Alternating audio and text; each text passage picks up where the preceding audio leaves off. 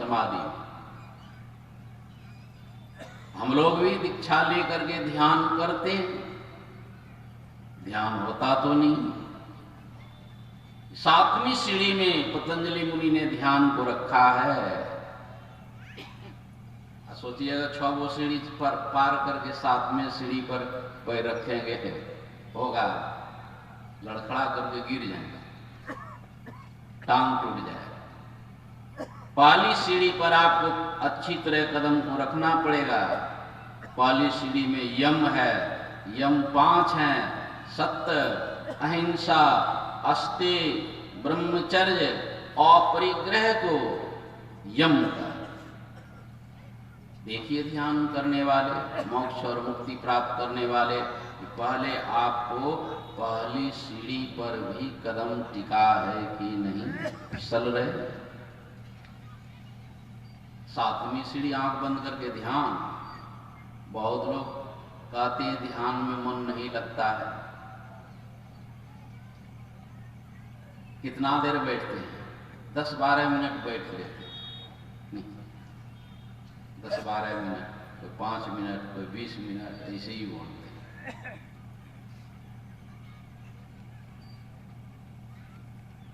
हम लोग जानते हैं महर्षि दलभाग जी महाराज को, हाल फिलहाल अंतिम तक 12-12 घंटे एक आसन से बैठे।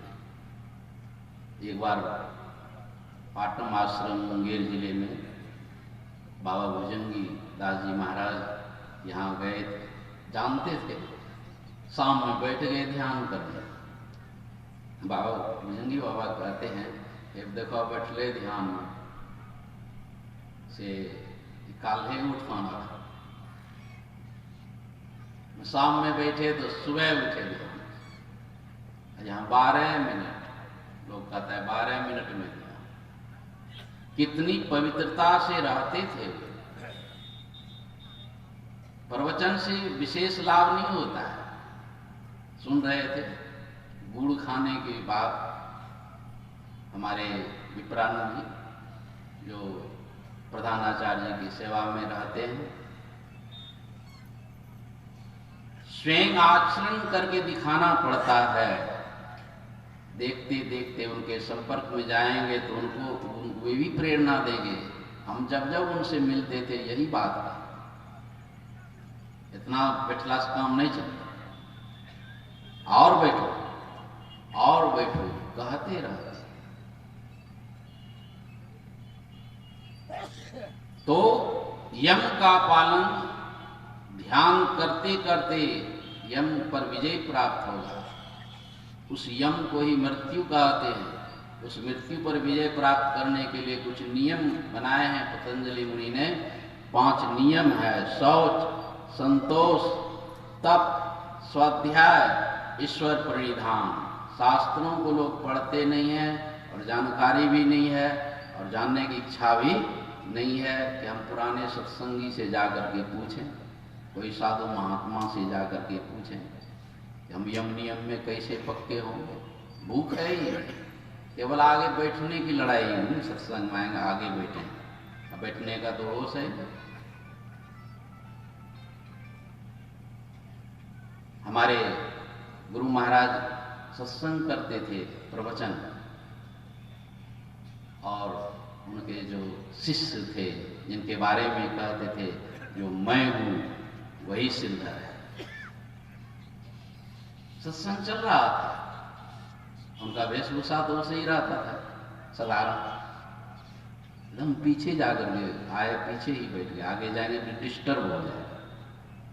जिसको कहते थे कि जो मैं हूं वही सिरधर है, हमारे में और सिरधर में कोई अंतर नहीं है। ऐसे महापुरुष चुपचाप पीछे बैठ गए कि आगे बैठेंगे तो लोगों को सुनने में दिक्कत।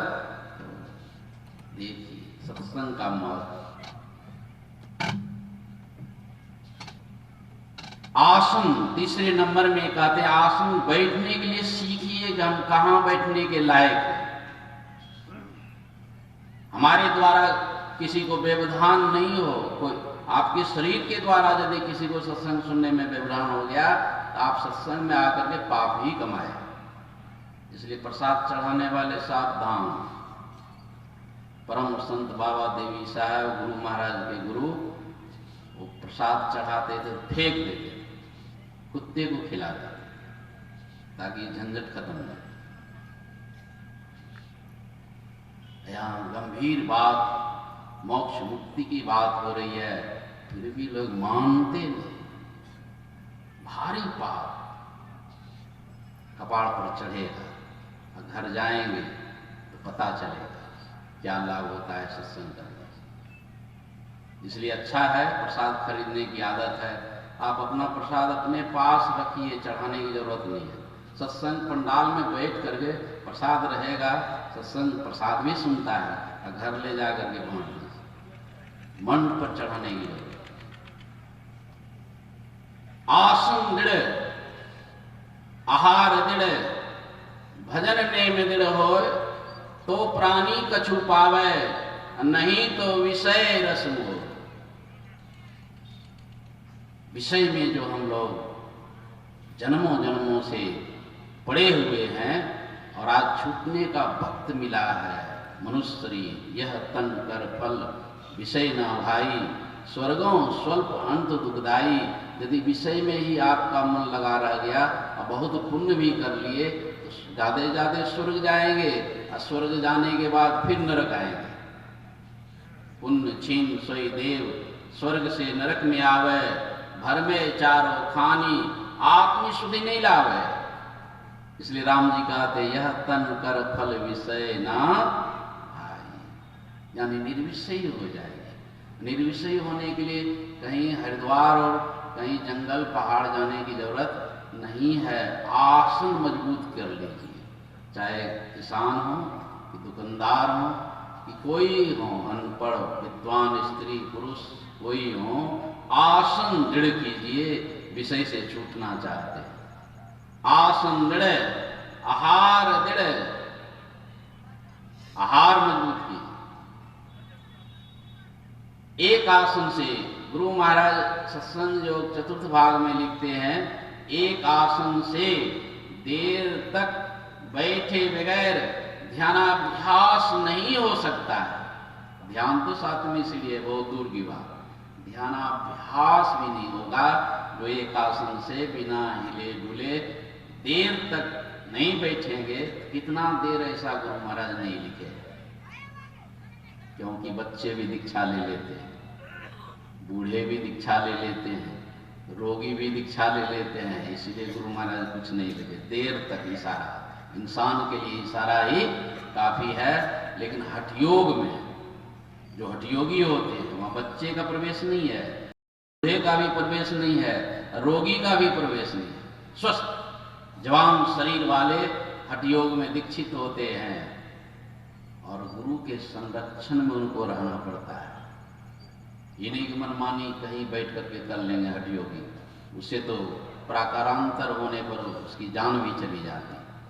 हठयोग के पुस्तकों में स्पष्ट लिख दिया गया है 3 घंटे 31 मिनट बिना हिले डुले यदि आप बैठने में समर्थ हैं तो आपकी चैतन्य शक्ति जागृत हो जाएगी, कुंडली शक्ति जागृत हो जाएगी, आपकी वृत्ति अंतर्मुख हो जाएगी। कितना देर बैठने में? 3.5 घंटा। ये संतमत राजयोग है, इसमें जो है धीरे धीरे अभ्यास बढ़ाइए, बढ़ाते बढ़ाते घंटा भर भी ले जाइए। 20 मिनट बैठते हैं तो थोड़ा और मन लगाइए, बढ़ाइए। 30 मिनट बैठते हैं और थोड़ा अभ्यास बढ़ाइए, घंटा भर ले जाइए तो कुछ तो आपको स्वाद मिलेगा अंदर में। आसन दृढ़, किसी किसी का आसन मजबूत हो जाता है फिर भी ध्यान में मन नहीं लगता है, तो कहीं न कहीं आहार में गड़बड़ी है। भाई 2 घंटे 4 घंटे बैठ जाते हैं फिर भी मन नहीं लगता है, आहार में कहीं दोष है। कहिएगा नहीं हम तो सात्विक आहार लेते हैं, एकदम समय पर आहार लेता हूँ, नपातुला आहार लेता हूँ, कोई नशा नहीं लेता हूँ, मांस मछली नहीं खाता हूँ, मेरा आहार शुद्ध है। लेकिन जान लीजिए आहार का व्यापक अर्थ होता है, और मतलब होता है इंद्रिय, हार मतलब होता है ग्रहण करना, मुख एक इंद्रिय है, इस मुंह को तो आपने ठीक ठाक आहार दिया, समय पर दिया, लेकिन आंख भी इंद्रिय है, कान भी इंद्रिय है। आप बिल्कुल उपवासे रहते हैं, आप बिल्कुल फलाहारे रहते हैं, लेकिन आंख से जो दृश्य नहीं देखना चाहिए वो दृश्य भी आपने देख लिया, तो आपका आहार शुद्ध नहीं है। कान से जो शब्द हमें नहीं सुनना चाहिए वो भी कान खोल करके आप सुनते जा रहे हैं, सुनते जा रहे हैं। आप उपवास भी है, फलहार भी है, आपका कितना बढ़िया भी सात्विक आहार है, आपका आहार शुद्ध, सारे इंद्रियों से जो विषय को शोध करके ग्रहण कर। चलो सुखदेव मुनि के तरह जंगल ही भागा, ना किसी को देखेंगे ना किसी की सुनेंगे। तो सुखदेव मुनि का भी जंगल में काम नहीं बना। व्यासदेव जी को बड़ी चिंता, मेरा पुत्र इतना कठोर तप कर रहा है, गुरु तो किया नहीं है, बिन गुरु भव निधि तरे ना कोई, जाऊं विरंची शंकर सम कोई। तो सुखदेव मुनि को जंगल से कैसे लाएंगे, बहुत प्रयास करके वे जंगल से आए घर व्यासदेव जी के पास, और वे राजा जनक के पास भेज देते हैं कि जाओ तुम वहां गुरु धारण करो। बहुत दुख हुआ सुखदेव, मैं इतना वैरागी हूं, इतना विरक्त हूं, मुझे एक गिरस्थ के पास मेरे पिताजी भेज रहे हैं, भारी दुख, लेकिन कुछ बोल नहीं सकते क्योंकि जानते थे मेरे व्यास देव जी पिताजी जो है बड़े ज्ञानी हैं। दुख हुआ और जाते हैं, कहा कि देखो गुरु के पास ज्ञान सीखने के लिए जा रहे हो, तुम आकाश मार्ग से मत जाना, पैदल जाना। मोक्ष मुक्ति का उपाय पता नहीं है, लेकिन आकाश मार्ग उड़ने की शक्ति है, ये सिद्धियां है, लेकिन मोक्ष और मुक्ति पाने का रास्ता अभी मिला नहीं है। तो ऐसा नहीं सोचिए कि सुखदेव मुनि के तरह जंगल में भाग जाने से हमको मोक्ष मुक्ति मिल जाएगी, सो होने वाला नहीं है। गुरु के पास सबको जाना है, तो आसन दृढ़, आहार दृढ़, भजन नेम दृढ़ हो। गुरु मिल भी गए लेकिन दृढ़ता पूर्वक भजन नहीं करते हैं, नियम पूर्वक ध्यानाभ्यास नहीं करते हैं, तो बहुत लोग भटक जाते हैं। और बहुत लोग हैं जैसे दीक्षा लिए वैसे ही नियम पूर्वक अभ्यास करते हैं। दृढ़ कल तक मैंने कहा था, दीक्षा लेकर के बढ़िया से समझ करके कोई नियम पूर्वक केवल 6 महीना ही अभ्यास कर ले, उसके अंतर में अनुभूति हो करके रहेगी, कुछ झलक मिल जाएगा। समझा में ही लखा नमूना, बात है सतहित की, तब आपको पता चल जाएगा और संतमत को समझ जाएंगे। बाहर में संतमत को समझने का कोई उपाय नहीं। कम प्रवचन सुने हैं कि ज्यादा प्रवचन सुने हैं, अंदर में जब तक आपको कोई झलक नहीं मिलता है, आपकी दृष्टि जब तक नहीं टिकती है, बिना दृष्टि टिके आपको अंदर में कुछ दिखेगा ही नहीं। क्योंकि अंदर का ज्ञान हो या बाहर का ज्ञान हो, तो दृष्टि के द्वारा ही ज्ञान प्राप्त होता है, या स्वप्न का ज्ञान हो।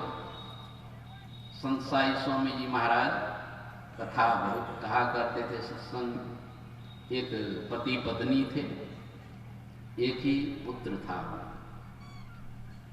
पुत्र की मृत्यु हो गई,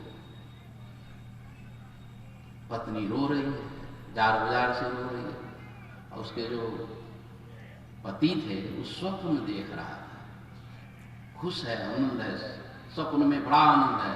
क्यों भाई? 7 पुत्र का पिता वो बना हुआ है स्वप्न में, एकदम मगन है स्वप्न। ये जो है पत्नी जो है रो रही है, रो रही है और क्रोध भी कर रही है, पुत्र मर गया, ये निठा नींद सोया हुआ है। झकझोर करके उठाते हैं, कहा कि आप एकदम मगन होकर के सोए हैं, आपके पुत्र मर गए, एक लौता पुत्र। पुत्र को देखा ठीक ही मर गया, चिंता में आ गया। कभी 7 पुत्र का मैं पिता था, ये जो है हमको जगा करके सब पुत्र को मार दिया। अब एक पुत्र के लिए मैं रहूं, कि 7 पुत्र के लिए लो। ये देखिए, स्वप्न में 7 पुत्र मिले हैं, अपनी दृष्टि से वो देख रहे हैं। और जगत में भी, संसार में भी 1 पुत्र मिले हैं, यह भी अपनी दृष्टि से ही देख रहे हैं। क्या यह देखना सत्य है? ना स्वप्न का देखना सत्य है, ना अभी जागृत में जो हम देख रहे हैं यह सत्य है। ना मानस दृष्टि सत्य है। सत्य दृष्टि को प्राप्त करने के लिए जो है, एक दृष्टि करी संसरी जाने, जोगी कहिए सोई। जोगी बनना पड़ेगा। जोगी कौन है?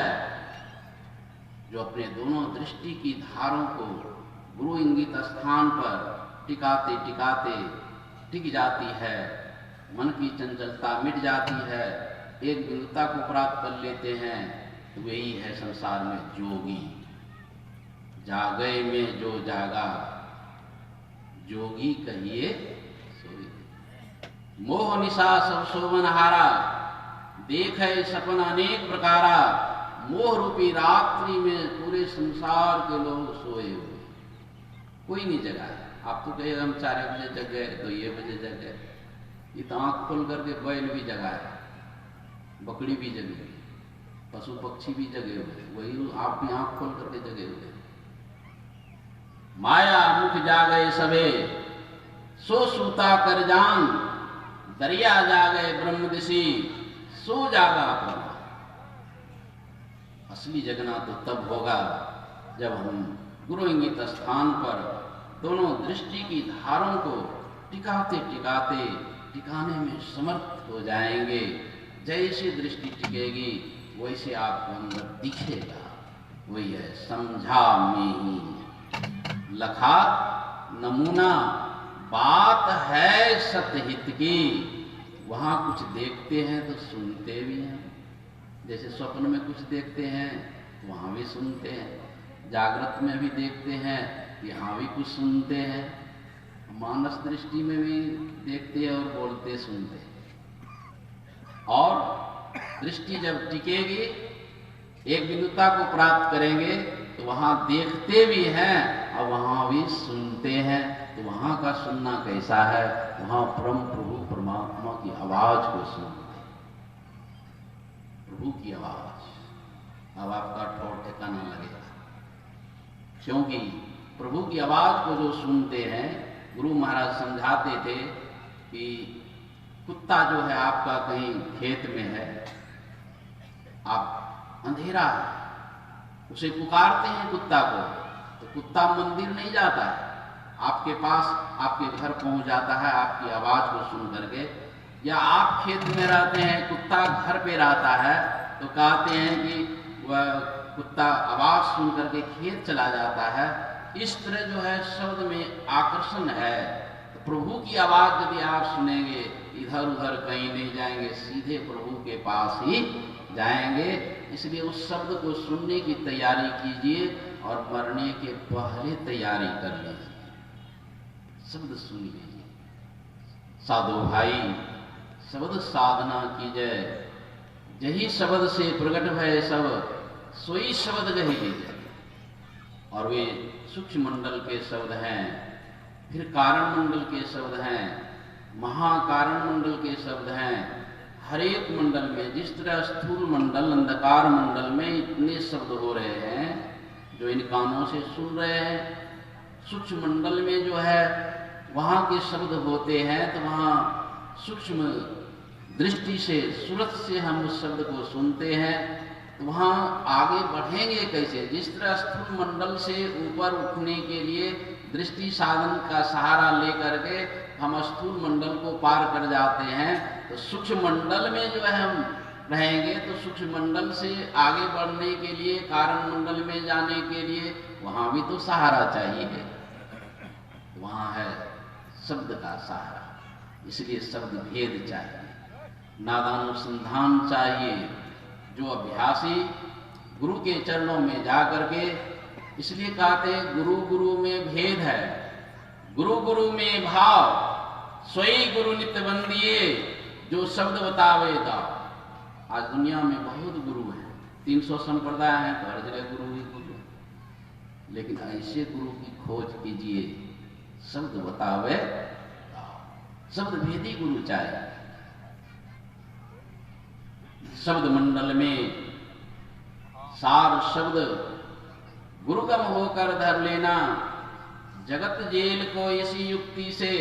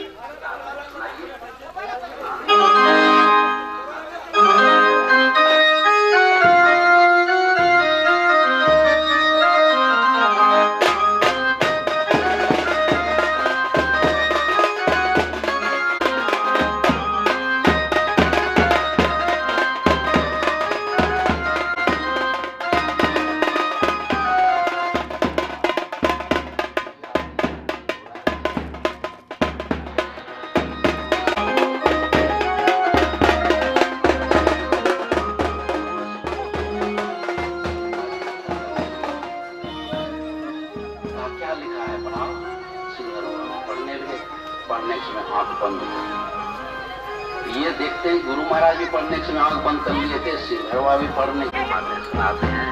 13 वर्ष 4 महीने 5 दिन सिंहर बाबा ने कह दिया जो ठोक परमात्मा इस धरती पर चुनाव करते हैं, ऐसी धरती पर अवतार लेने वाले सदगुरु हुए और हम लोगों का भाग्य है जो ऐसे संत और ऐसे शिष्य।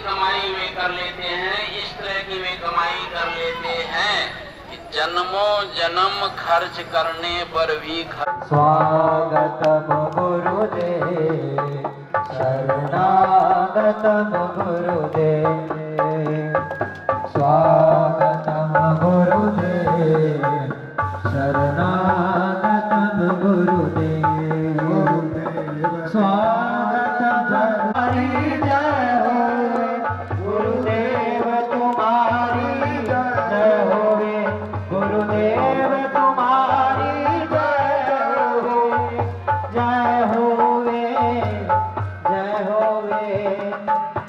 होवे तेरी जय होवे, स्वागतम गुरुदेव, स्वागतम गुरुदेव शरणागतम गुरुदेव। बोलिए प्रेम से श्री सद्गुरु महाराज की जय। प्रेम से बोलिए श्री सद्गुरु महाराज की जय। समों से आग्रह है, निवेदन है, कुछ बात का संकेत हो रहा है शांति पूर्वक बैठने के लिए। शांति पूर्वक अपना बैठने की कृपा करें। प्रेम से बोलिए श्री सद्गुरु महाराज की जय। श्री सद्गुरु महाराज की जय। श्री सद्गुरु महाराज की जय। कुछ बात है, मंत्रासीन हो चुके हैं, संकेत है बैठने के लिए, शांति प्रकरण बैठने की कृपा करें। अभी हम लोग श्रवण कर रहे थे स्वामी प्रेमानंद जी महाराज से, शांति पूर्वक बैठने की कृपा करें। बैठ जाए सब।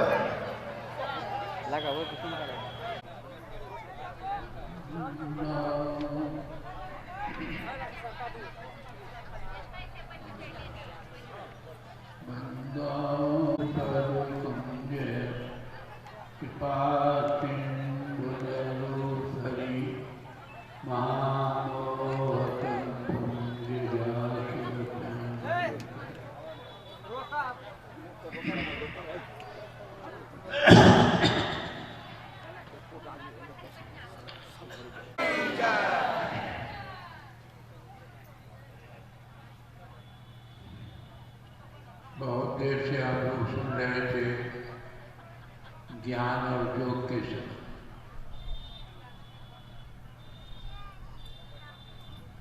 ज्ञान तो सबको चाहिए, जिसको जितना ज्ञान है उतना ही संसार में सुखी है। कोई डॉक्टर है, कोई इंजीनियर है, कोई प्रोफेसर है, कोई रिक्शा पुरर, कोई मजदूर। ये ज्ञान का ही स्तर है। डॉक्टर देखिए लाख लाख रुपया रोज कमाते हैं, बढ़िया मकान, खाने पीने की व्यवस्था, कार सब।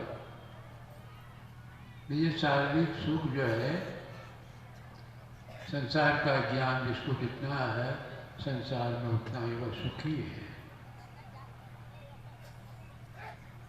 इसीलिए किसी विद्वान ने कहा कि knowledge is the sources of pleasure, ज्ञान ही सुख का स्रोत है। तो ज्ञान प्राप्त करने के लिए हम लोगों को यत्नवान होना चाहिए। ज्ञान दो तरह का होता है, एक संसार का ज्ञान, दूसरा परमात्मा का ज्ञान। दोनों ज्ञान में जमीन आसमान का अंतर है। संसार का ज्ञान थोड़ा संसारिक लाभ होगा, संसार का कुछ लाभ, खाने पीने की व्यवस्था, लेकिन एक परम ज्ञान जो है, उस ज्ञान से सारे दुखों का अंत होता है। भगवान कृष्ण ने गीता में कहा, ज्ञान लब्धम परम शांति, ज्ञान प्राप्त करने से शांति मिल जाए। तो अर्जुन पूछते हैं कि भगवान, मैं तो देखता हूँ कि बहुत पढ़े लिखे लोग बहुत तरह की डिग्रियाँ लिए हैं, संसार का बहुत ज्ञान है, लेकिन शांति कहाँ मिलती है। भगवान का तेरा यह ज्ञान तो पेट भरने का है, इस ज्ञान से शांति नहीं मिलती। कहता वो कौन सा ज्ञान है जिस ज्ञान से शांति मिलती है? वह क्षेत्र और क्षेत्रज्ञ का ज्ञान है। इसको समझना चाहिए। इस देह को क्षेत्र कहते हैं, सिंहानंदे जान लो। जानता इसको क्षेत्रज्ञ, उसको मान लो। क्षेत्रज्ञ क्षेत्रों में जानो, ये ज्ञान है। क्षेत्र और क्षेत्रज्ञ का ज्ञान ही मेरा ज्ञान है। ये शरीर जो हम आपका है, इसको कहा गया क्षेत्र। क्षेत्र का साधारण अर्थ होता है खेत। खेत में हम लोग बीज डालते हैं, खेत में हम लोग बीज डालते हैं।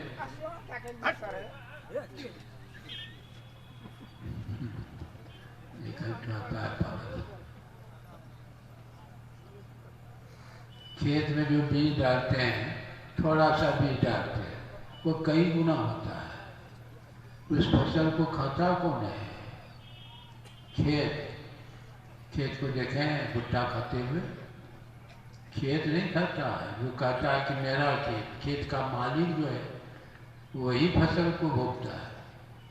तो ये शरीर जो हम आपका जो है, ये बतौर खेत है। इसमें भी हम लोग बीज डालते हैं। कौन सा बीज डालते हैं? तुलसी ये तन खेत है, मन बच कर्म किसान, पाप पुण्य दो ये बीज है। देखिए, थोड़ा सा पुण्य कर्म करेंगे तो कई गुना होगा, थोड़ा सा पाप कर्म करेंगे वह भी कई गुना होगा। वो भोगेगा कौन? वही शरीर का मालिक, शरीर में जो बैठा है आत्मा। नहीं कहते, हम लोग देखते हैं, कभी कहते हैं कि मेरे पेट में दर्द हो गया, मेरी आंखें खराब हो गई हैं,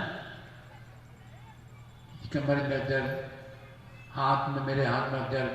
ये सब आपका है, हाथ पैर नाक कान आपका है, लेकिन आप न हाथ है, न मुंह है, न माथा है। कभी साहब क्या कहते हैं? जाको मुँह माथा नहीं है, रूपक रूप पहुबार से पतला, सो तो कर फूल के गंध से भी पतला। फूल के गंध को देखे हैं किस जगह रहता है फूल में? वो जर्रे जर्रे पकड़िए में परिव्याप्त होता है। उसी तरह हमारे शरीर में वह जो है फूल के गंध से भी पतला, जर्रे जर्रे में परिव्याप्त होता है। तो इसमें हम लोगों से दो तरह का कर्म हो जाता है। पाप कर्म, पाप कर्म किसको करते हैं? जिस कर्म से आपको दूसरे को दुख होता है उसको पाप कर्म। पुण्य कर्म, जिस कर्म से आपको दूसरे को सुख होता है पाप पुण्य कर्म। यही है पाप पुण्य की परिभाषा भी। तो किसान कौन है? बीज डालने वाला किसान मन बद कर।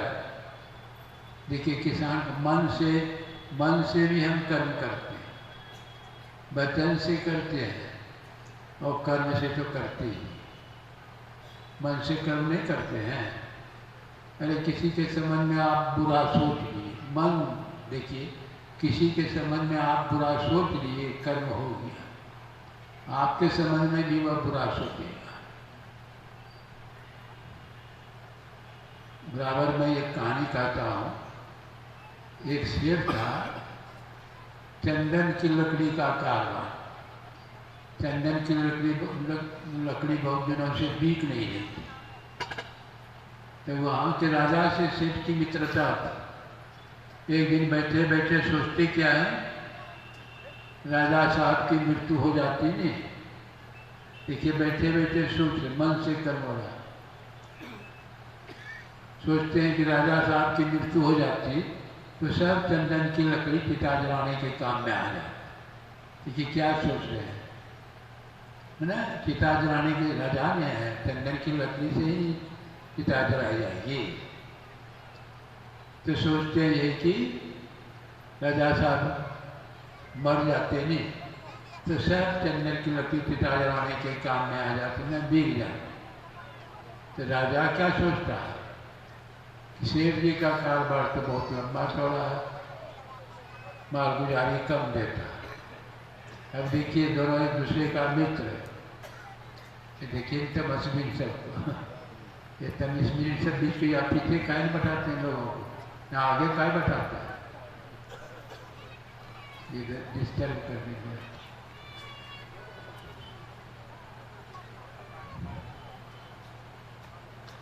तो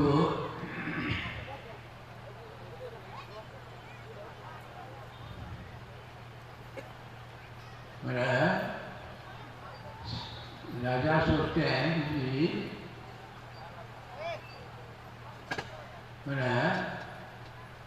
सेठ जी जो है कम माल न्याय देते, जबकि दोनों एक दूसरे का मित्र है। देखिए, मन से कर्म हो रहा। एक दिन आपस में दोनों से मुलाकात हुई। राजा कहते हैं, सेठ जी क्या हमारे संबंध में कभी बुरा सोचे थे क्या? कहाँ महाराज जी, क्या क्या सोचे थे? कहा देखे चंदन की लकड़ी बरसों पड़ी हुई है, बिक नहीं रही है, लाखों का घाटा लगने वाला। वही मैं सोच रहा था कि राजा साहब की मृत्यु हो जाती तो सब चंदन की लकड़ी पिता जलाने के काम में है। राजा कहते हैं कि यह कैसे सोचे? लोग बराबर निगेटिव सोचते हैं। राजा कहते ये कैसे सोचे? यह नहीं सोचना चाहिए कि राजा जो नया भवन बना रहा है, राजमहल, चंदन की लकड़ी की कुर्सी, टेबुल, सोफा के पलंग, खिड़की, दरवाजा, उसमें लकड़ी नहीं बिकती कि राजा सब मर जाए तब लकड़ी बिकेगी। देखिए, निगेटिव सोचने वाले बहुत संसार। किसी की निंदा करते हैं तो निंदा करने वाले आजकल साहब वो सब जो है पैसा उठा लिए हैं निंदा करने। निंदा करना यह साधुता का पहचान, नीचे जैसा कुछ भी हो सकता है लेकिन साधु नहीं हो सकता। किसी की निंदा आप करेंगे, कबीर साहब कहते हैं निंदा करते हैं तो निंदक नियरे राखिए, आंगन कुटी छवाए, बिन पानी बिन साबुन निर्मल करे सो। कहते हैं कि जो निंदा करने वाला है उसको सामने निंदा खूब करे, बढ़िया है। जो अवगुण है सब खत्म होगा। किसी का आप निंदा करते हैं, उसका जिसकी निंदा आप करते हैं उसका तो अवगुण जो तो खत्म होगा, अब आपके माथे पर डबल होगा। कभी निंदा नहीं करना चाहिए, कभी प्रशंसा कीजिए तो हुआ कि उसका जो गुण है, आपके अंदर जो गुण है ही है, उसका भी आपके पर। लेकिन जो बात नहीं, आजकल समाज में बहुत जगह यहाँ तक हम देखते हैं अपना दुख सह करके दूसरे को दुख दे। एक व्यक्ति किसी देवता का उपासना करता, देवता खुश हो गया, कहा कि मांगो, क्या वर मांगते हो, लेकिन सोच के मांगना। वो सोचने लगा कि हम इतना दिन पूजा पाठ किए, हमको तो होगा तो ठीक है, लेकिन पड़ोसी को दुगुना हो जाएगा। तो कुछ नहीं किया, दुगुना कैसे होगा? कहा देखे होता है कि नहीं। कहा कि हमको 1 करोड़ रुपया चाहिए, पड़ोसी हो गया 2 करोड़।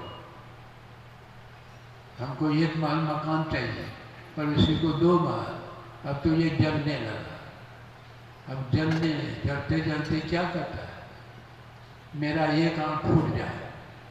अब देखिए क्या मांग रहा है, मेरा 1 आँख फूट जाए, पड़ोसी का दोनों आँख फूट गया। हमारे घर के सामने 1 कुआं, पड़ोसी घर के सामने 2 कुआं, जो भी घर से निकले सब कुआं में गिरते जाए, कुआं में गिरते। देखिए कैसी बात है, कभी निंदा नहीं करना। माई भाई बैठेगी कुछ हो नहीं, तब देखिए क्या क्या बोलती है। बहुत जो है सुनने को मिलता है। इसलिए मन से कर्म हो गया। देखिए मन से हुआ कि नहीं, वचन से तो देखिए महाभारत की लड़ाई जो हुई थी उसका मूल कारण वचन ही था। महाभारत की लड़ाई 1.25 अरब लोग मारे गए थे, विश्व युद्ध हुआ था उस समय। जैसे अभी 4 तरफ से कुछ ज़्यादा है, तब भी विश्व युद्ध के कगार पर सारे विश्व मुल्क हैं, लड़ाई चल रही है। तब जो है वो परमाणु बम फूटेगा, साफ हो जाएगा, बेचारी का फूटेगा, सारी सृष्टि समाप्त। उस समय 1.25 अरब आबादी थी। महाभारत की लड़ाई में 1.25 अरब मैंने कौरव पांडव के सगे संबंधी ही पड़ा।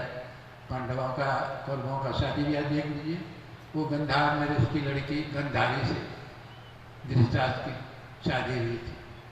तो कहने का मतलब जो आते थे भगवान कृष्ण पूछते थे कि किस साइड से आप लड़ना चाहते। कोई कहते थे कौरव की तरफ से लड़ेंगे, कोई कहता था पांडव की तरफ से लड़ेंगे। तो सबको जो कहते जाते तो उसको भेजते जाते, जाओ कौरव की तरफ से, जाओ पांडव की तरफ। कौरव की 11 चुने सेना, पांडवों की 7। एक आदमी आया, वो कहते हैं कि भगवान पूछा आप किस साइड में लड़ना चाहते हैं, किस साइड से? कहा कि हम कौरव की तरफ से। कहते हैं जो हारने वाला है उसी की तरफ से हम लड़ेंगे। मतलब कि जिस साइड में हम रहेंगे उसकी हार नहीं होगी। भगवान सोचते हैं तब तो ये कौरव की हार होने वाली है, आयु उसी तरफ चलेगा तो हारेगा नहीं। भगवान कहते हैं कैसे तुम कहते हो? क्या आप देखना चाहते हैं? दिखाइए तो, करामत दिखाइए। तो तीर धनुष उठाते हैं, कहते हैं देखिए ये वृक्ष जो है कितने पत्ते हैं? अरे अनगिनत पत्ते हैं, कौन गिनत, बहुत पत्ते हैं। एक पत्ता जो भगवान फिर तोड़ करके पैर पर रख ली।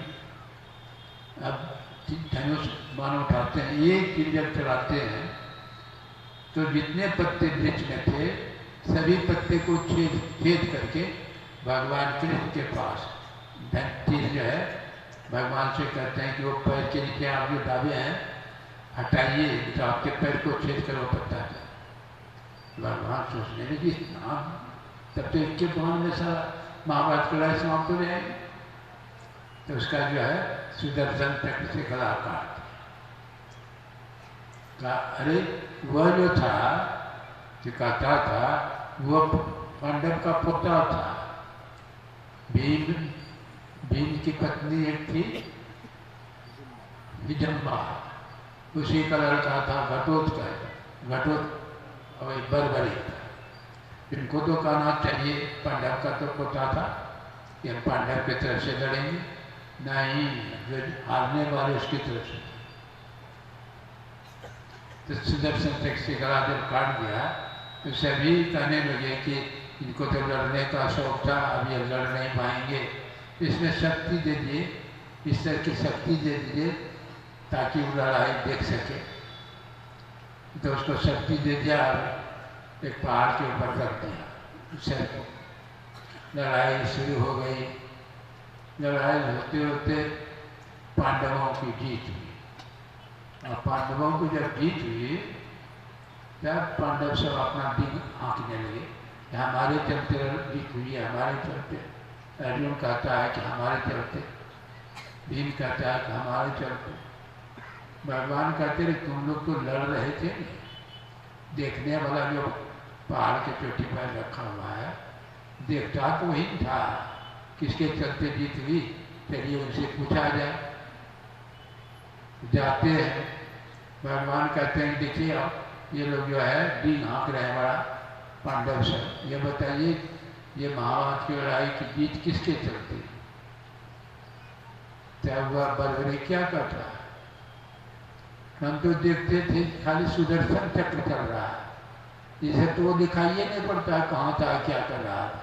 सुदर्शन चक्र चल रहा है, लोग कट रहे हैं, गिर रहे हैं, मर रहे हैं। सुदर्शन चक्र में भगवान एक महान यंत्र की प्रत्याय, यदि विचार कीजिए तो उनके बिना एक पत्ता भी नहीं होता। हम लोग जा रहे हैं, घूम रहे हैं, उन्हीं के वही चलाने वाला है, सबके अंदर बैठा है। सभी नचाई राम गोसाई, नाचे नर मरकट के नाच। वही है सर्वव्यापक सर्वजय रहने वाला सब, उसका ज्ञान होना। तो महाभारत की लड़ाई का कारण मैं थोड़ा सा प्रकाश डालूंगा कि मायावी ढंग का एक सभा भवन पांडवों ने बनाया, मायावी ढंग का, जहाँ सूखी जमीन वहाँ पानी दिखाई पड़ता था, जहाँ पानी वहाँ सूखी जमीन, जहाँ दरवाजा वहाँ दीवार, जहाँ दीवार वहाँ दरवाजा, मायावी ढंग का था। दुर्योधन को निमंत्रण दिया देखने के लिए, आते हैं, उनको क्या पता मायावी ढंग का था। सूखी जमीन समझ कर जाने लगे तो पानी में हड़बड़ा कर गिर गए। दिखाई पड़ती थी सूखी जमीन है लेकिन था पानी, पानी में हड़बड़ा दबा। अब दरवाजा समझकर प्रवेश करने लगे तो दिखाई पड़ती थी दरवाजा, लेकिन थी दीवार, टकरा गए जोर से दीवार। ऊपर में द्रौपदी बैठी। द्रौपदी क्या कहती है, आखिर अंधे का पुत्र तो अंधा ही होगा। देखिए महाभारत की लड़ाई का कारण, अंधे का पुत्र, धृतराष्ट्र का लड़का था ना, धृतराष्ट्र अंधे थे तो वही कहते हैं अंधे का पुत्र अंधा। ये जो वाणी जो है तीर की नाई दुर्योधन के छाती में चुभ गई। वो तिलमिला उठे कि द्रौपदी इस तरह को बोल दी। द्रौपदी तो छोटी थी, बड़े को भी नहीं बोलना चाहिए इससे, छोटे को तो तिलमिला उठे। जो आवे सोई कहे, बोले नहीं विचार, हते प्राय आत्मा जीव बांध। अरे तीर तलवार का घाव तो छूट जाता है, वचन रूपी तलवार का घाव नहीं छूटता। वचन में निकला नहीं, बोलिए, लेकिन वचन में ऐसी शक्ति है। सारी लड़ाई का जड़ बचने है, समाप्त भी होगा तो बचने से। सत्यम बुढ़ियात, प्रियम बुढ़ियात, न बुढ़ियात और प्रियम। सत्य ही बोलिए, लेकिन सुहावना बना करके बोलिए। जैसे आप कोई आपके पास आता है, कहते कि आपके पिताजी बुला रहे हैं, उतना उकड़ू नहीं रखता।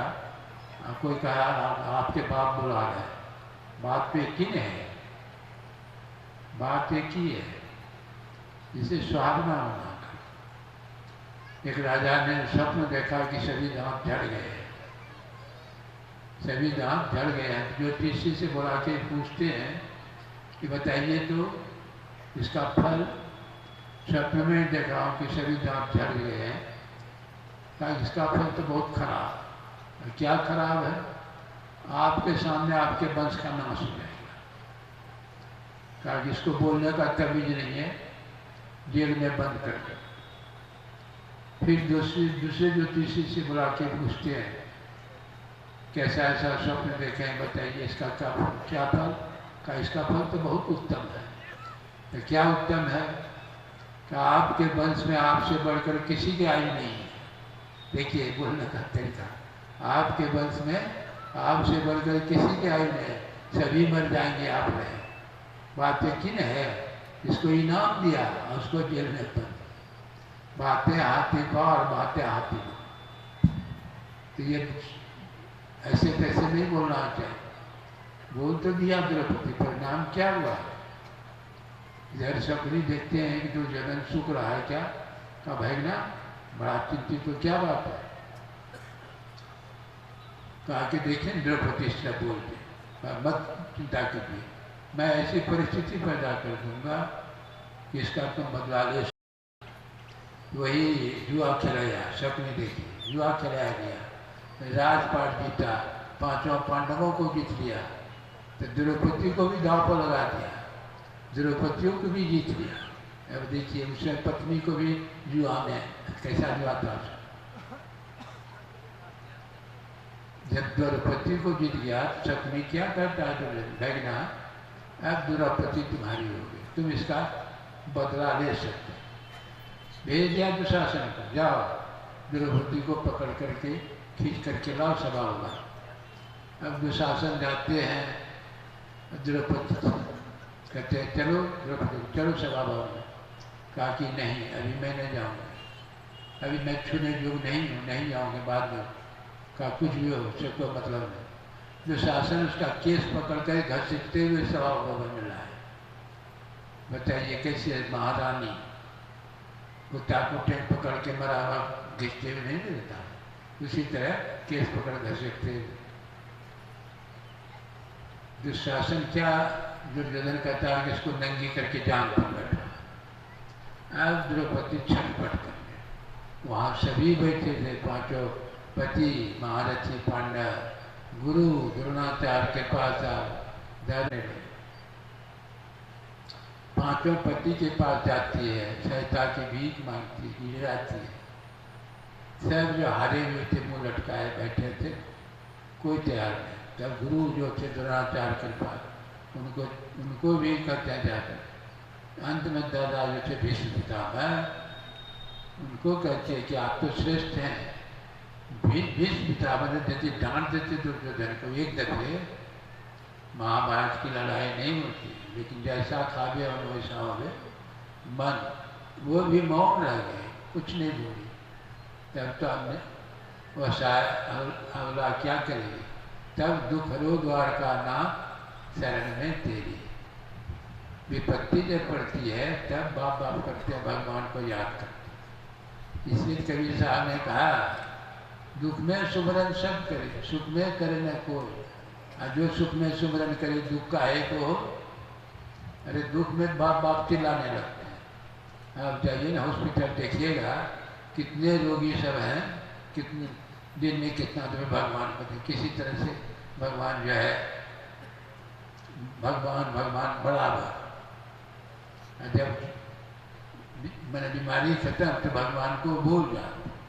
ऐसा भी जीव नमक का होता है। एक आदमी ब्रिज पर चढ़ा, खूब ऊंचाई में गया, नहीं देखता है नीचे बड़ा भय से कांपने लगा, गिरने का डर।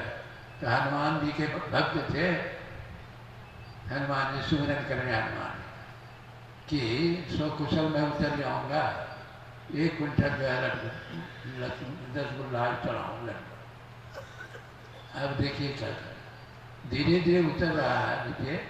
तो कहा 1 क्विंटल खा सकेंगे इतना, तो आधे क्विंटल में काम चल जाए। फिर नीचे उतरते हैं, फिर 20 किलो, फिर नीचे उतरा 10 किलो। घटते घटते जब नीचे उतर गया तो क्या कहता है, न हम चढ़ेंगे न चढ़ाएंगे। मैंने विपत्ति खत्म। भगवान को ऐसा है कि जीव का स्वभाव है, न चढ़ेंगे न चढ़ा। अरे सुख में सुमिरन करो, सुख अभी जहाँ परिस्थिति ठीक है तो उसी में करो, जो कि विपरीत परिस्थिति नहीं हो, दुख नहीं हो। सुख में सुमिरन ना किया, दुख में किया याद। कह कबीर दास को कौन सुने भरिया। सुख में तो आप सुमिरन नहीं करते हैं, दुख में करते हैं तो भगवान नहीं सुनते हैं। ये सुख में तो बड़ा दुनिया में रमा हुआ, हमको तो भूला हुआ था, अभी अब बाप कर रहा है, हमको अब बात करना है। भगवान को जब मालूम नहीं रहता है। द्रौपदी जब दुखरो द्वारका, भगवान कृष्ण वहाँ बैठे हुए थे भोजन पर।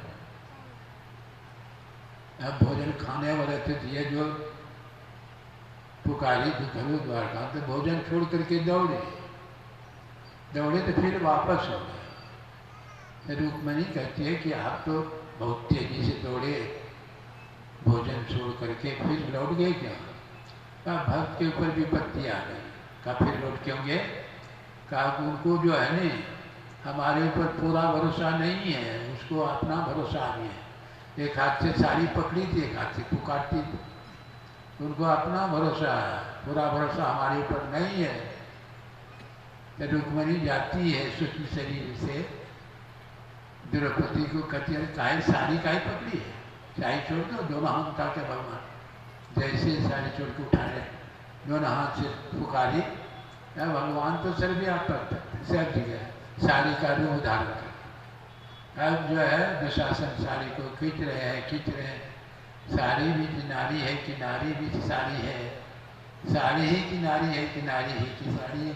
खींचते खींचते 10,000 दुशासन का बल, 10,000 हाथी का बल चकनाचूर हो गया, नंगे नहीं कर पाए। इस कहानी में 2 बात आ गई। विपत्ति में कोई किसी किसी को साथ देने वाला नहीं है। विपत्ति में जब भी विपत्ति तो एक भगवान के अलावा कोई। कहते हैं कि हमको यह और वह बैठा नाती पोता पर भरोसा, कभी नहीं हुई भरोसा, बस ज़्यादा भरोसा भगवान पर करना चाहिए। सोनपुर में एक मेला लगता है, अब जो लगता है हाथी घोड़ा ऐसे भी बहुत, एशिया का सबसे बड़ा मेला। उसी जगह जंगल है। हाथी जो है अपने बाल बच्चे के साथ नदी में आया पानी पीने के। नदी में जैसे प्रवेश किया तो बहुत बड़ा मगर बोचा हाथी का पैर पकड़ लिया, और पैर पकड़ करके खींचने लगा पानी के तरफ। अब हाथी बाल बच्चे सब मिल करके ऊपर खींचे, 1 महीना तक ऐसे चलता रहा। अंत में मगर तो जलचर नहीं है, जलचर का जल में बल बढ़ा रहता है, हाथी छल तो छल में बढ़ा रहता है। अब वे खींचते खींचते जब पानी नाक में घुसने लगा हाथी के, सभी बाल बच्चे छोड़ करके भाग गए, सब छोड़ के भाग गए। अब ये क्या करता है, पूर्वजन का संस्कार करिए, वो कमल का फूल तोड़ करके भगवान की स्तुति करने लगे। हाथी कमल का फूल तोड़ के स्तुति करने, तो वैसे भगवान आते हैं सुदर्शन चक्र से मगर का संहार करते हैं, हाथी का उतार कर। यह कहानी तो पढ़े भी होंगे, सुने भी होंगे। ये सारा संसार जो है भवसागर है, जीव जो है, जीव अपने बाल बच्चे के साथ विषय रूपी जल, भवसागर में जल क्या है? विषय रूपी जल से भरा हुआ है, और यह जीव अपने बाल बच्चे के साथ इसी में किलोल कर रहा है। उसको पता भी नहीं है कि मगर भी है। मगर हमेशा मगर कहिए, आप जाते हैं देखते हैं, सुनते हैं, कहीं बस उलट गई, कहीं ट्रेन उलट गई, कहीं जो है मोटर एक्सीडेंट हो गया, नहीं सुनते हैं कि नहीं?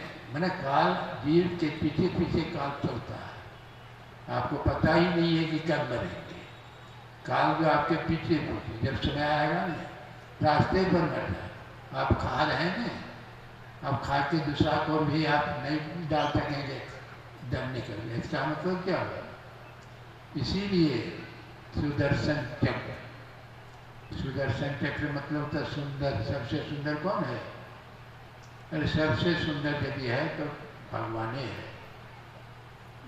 भगवान से कोई सुंदर नहीं, जितनी भी सुंदरता भाषित होती है उसी के आधार पर, समझ रहे?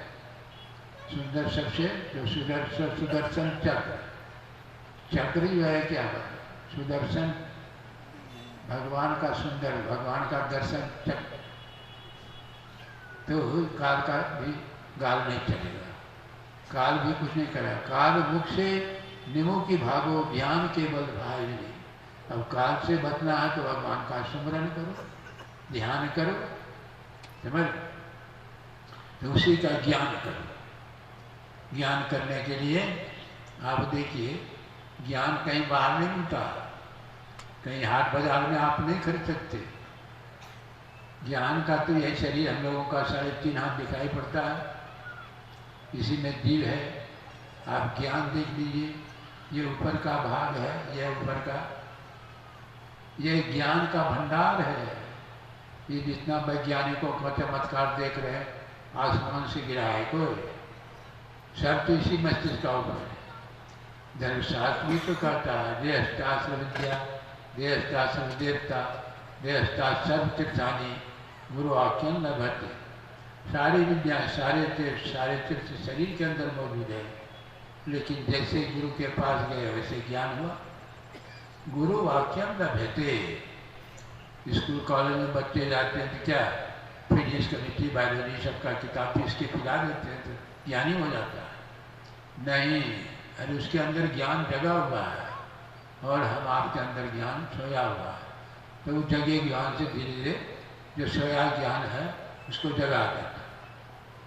कहीं बाहर से घुसेड़ देता है नहीं, कुछ जो जगा हुआ आदमी किसी को जगा सकता है। लाखों आदमी सोया हुआ है, एक आदमी को भी जगा नहीं सकता। इसीलिए जगाने के समय क्या करते हैं? पुकारते हैं, नहीं जगता है तो शरीर पकड़ के हिलाते हैं। क्या चेतना घुसेड़ देते हैं तब जगता है, चेतना तो सही अवस्था में है ये। इसीलिए सब महात्मा कहते हैं कि ज्ञान कहीं बाहर नहीं, ज्ञान का दर्जा आप देख लीजिए। हम लोग जो है शरीर में रहते हैं, जीव की कई अवस्था है, 3 अवस्था का ज्ञान हम आपको है। जागृत का है, स्वप्न का है, सुषुप्ति का है। ये 3 अवस्था का ज्ञान है कि नहीं? जागृत में जीव का बैठक आंख में, जागृत में जीव का बैठक आंख में, और वही ससर के जीव आता कंठ में, तो हम लोग स्वप्न नहीं रखते। स्वप्न में लोग बोलते हैं, बड़बड़ाते हैं। कंठ स्वर का स्थान है, स्वर बिना व्यंजन का उच्चरित होता है। फिर वह नीचे ससर जाता है, हार्ट हृदय में आ जाता है, निष्ठा नींद।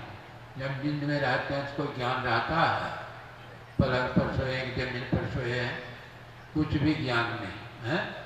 तो जैसे जैसे जीव नीचे उतरता है ज्ञान कम हो गया। का ज्ञान स्वप्न में नहीं, स्वप्न का ज्ञान सुषुप्ति में नहीं। ये 3 अवस्था, जीव की 3 अवस्था। अब संत महात्मा कहते हैं कि ज्ञान तो नीचे नहीं है, ज्ञान तो ऊपर का है, ऊपर भाग। तो जीव को ऊपर ले चलिए, आँख से ऊपर जाना है। आँख से ऊपर जाएंगे, अंधकार से प्रकाश में चले जाएंगे, और प्रकाश से फिर शब्द में जाएंगे। तो ज्ञान कैसे? देखिए, अंधकार में जो ज्ञान नहीं होता था प्रकाश में गए तो ज्ञान बढ़ गया कि नहीं? ज्ञान बढ़ गया, लेकिन प्रकाश में भी पूरा ज्ञान नहीं होता। जैसे आपको प्रकाश में देख लिया आप लोगों को, पूरा ज्ञान हो गया। आप कहाँ के रहने वाले, क्या करते हैं, जब तक आपसे बातचीत नहीं करेंगे पूरा ज्ञान नहीं।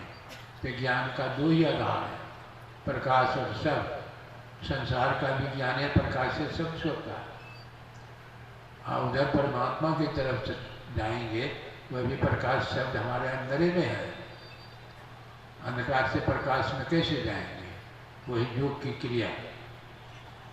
जैसे आप बैठे हैं, आपको चलना है तो क्या करेंगे? खड़ा होंगे तभी नहीं चलेंगे। आपको खड़ा होना, जहाँ बैठे हैं वहाँ खड़ा होना, समझे? जहाँ बैठे हैं वहाँ खड़ा होइएगा तब चलिए। तो जीव जहाँ बैठा है उसी जगह खड़ा होना। तो खड़ा होने के लिए उसी को बिंदु ध्यान, उसी को दृष्टि योग, कभी से उसको शून्य ध्यान कहते हैं। ध्यान मतलब गौर से एक तक अंधकार के केंद्र में रख, दृष्टि के दोनों आधार बना के रखो। नहीं रख पाते तो थोड़ा जाप करो, जाप से संबंधित योग का ध्यान। जैसे आप जो है वो रास्ता थोड़ा तंग रास्ता है, वह मैंने राह वही बड़ी भीनी हो साधु नैर नगर से, नैन आकाश में वह राह जो बीच में गई है नैन नगर से, वह जो है बड़ी भीनी है, खन्नों तीखी बाल होने की, बाल के नोक से भी बारीक, तलवार के धार से भी तीक्ष्ण है। तो वो रास्ते पर कौन जाएगा? शरीर नहीं जाएगा, जीव जाएगा। मन से चेतन धार सूरत ही केवल बैठ सकेगा, जाएगा जीव मन के साथ। तो वह वही क्रिया है, जाप करते हैं, कुछ चिंता अस्तुरूप का करते हैं, तब बिंदु ध्यान करेंगे एक। इसी को संतों ने अपने अपने ढंग से कहा। कबीर साहब की वाणी में गगन की ओट निशाना है, दाएं सुर बाएं चंद्रमा तिनकी भी बना है। अब देखिए इस पर चर्चा करने का बहुत समय नहीं भी। आप जितने यहाँ बैठे हैं, दीक्षित कितने हैं? जरा सा हाथ खड़ा कीजिए तो, जो दीक्षा लिए हैं सब। मैंने अधिकांश लोग परसेंटेज ज़्यादा है, शायद 1-2% होगा जो नहीं। तो क्रिया तो जानते हैं। वह दृष्टि योग जो है, इस क्रिया को करने में गुरु महाराज को 10 साल लगा था। यही वज्र कपाट अंधकार जो है वो फोड़ के निकलना कठिन है, यही क्रिया कठिन है। आँख बंद करते हैं तो अंधकार, जीव जन्मों जन्मों से अंधकार में पड़ा। जन्म से ऐसा नहीं समझिए यही जन्म, बहुत जन्म हुआ है। कुछ लोग कहते हैं अब भगवान के थ्योरी को नहीं मान, कर्म के सिद्धांत को नहीं मान। इतने लोग जो बैठे हैं आप सभी जो बैठे हैं, सब की स्थिति एक तरह है, सब एक तरह देखने में लगते हैं। कोई धनी है, कोई गरीब है, हैं? कोई सुंदर है, कोई कुरूप है, कोई बुल्ला है, कोई लंगड़ा। ये कैसे हो जाता? भगवान बनाते तो सभी को एक तरह बना देते। नहीं, ये कर्म का सिद्धांत है। भगवान ने तो शरीर दे दिया, मैंने शरीर का बना, कर्म के लिए छोड़ दिया। कर्म प्रधान विश्व रखा, जो जस करे सत्या से। कर्म का सिद्धांत, अच्छा कर्म करेंगे अच्छी परिस्थिति, अच्छा बुरा कर्म करेंगे तो बुरी परिस्थिति में। ये तो सिद्धांत है। तो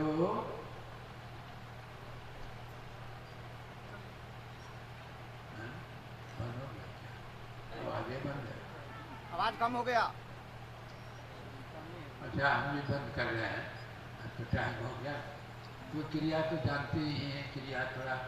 और प्रेम बाबा बहुत देर तक इस पर चर्चा किए। आप अंधकार से जैसे ऊपर उठेंगे, प्रकाश का चल रहा है, तो जो अंधकार में ज्ञान नहीं होता था, प्रकाश में ज्ञान बढ़ गया। प्रकाश में पूरा ज्ञान नहीं होता, आपको आवाज़ सुनाई पड़ेगी। शब्द के सहारे शब्द मंडल को पार करते करते वो ज्ञान का केंद्र जहाँ शब्द विलय हो जाता है, वही परम पद है, परमात्मा का धाम है। उसको मुक्ति का धाम कहिए, ज्ञान का केंद्र कहिए, आत्मज्ञान कहिए, जो कहिए एक ही बात, इसमें तो अंतर नहीं है। यहाँ जाने से नींव सिर का भेद, जब आवागमन का सिद्धांत जो है वो खत्म हो जाता, किसी शरीर में जाएगा वो परमात्मा में मिल करके परमात्मा, जैसे नदी का जल सागर में मिल जाता है तो सागर में आता है, फिर वह नदी का जल नहीं पाता। इसलिए थोड़ा सीख करके कीजिए, करते करते कभी न कभी प्राप्त करेंगे, आपका जीवन सदा के आनंद से भर जाएगा। बोलिए श्री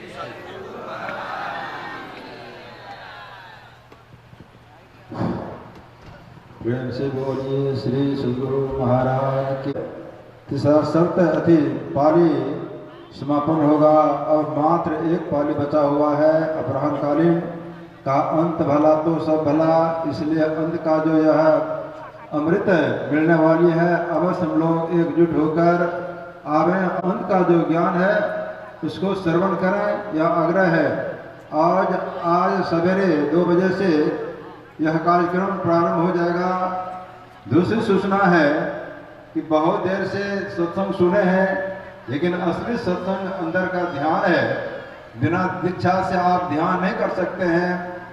जो दीक्षा लेना चाहते हैं वो आरती के बाद स्नान करके प्रसाद और माला के साथ पुष्पाद के निवास पर जाएंगे, लेकिन जब तक आप दीक्षा शर्त है जो कम से कम 6 महीने तक शाकाहारी जीवन व्यतीत किए हैं और जीवन पर्यंत नहीं लेने का ये शर्त लिए हों, ऐसे व्यक्ति दीक्षा के अधिकारी होंगे और इन सारी शर्तों को ध्यान में रखते हुए और दीक्षा प्राप्त करेंगे।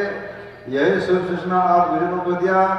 अब आरती होगी और इस पाली का समापन होगा। प्रेम से बोलिए। अखिल भारतीय महाधिवेशन 2024 का नवादा जिला अंतर्गत श्रीजला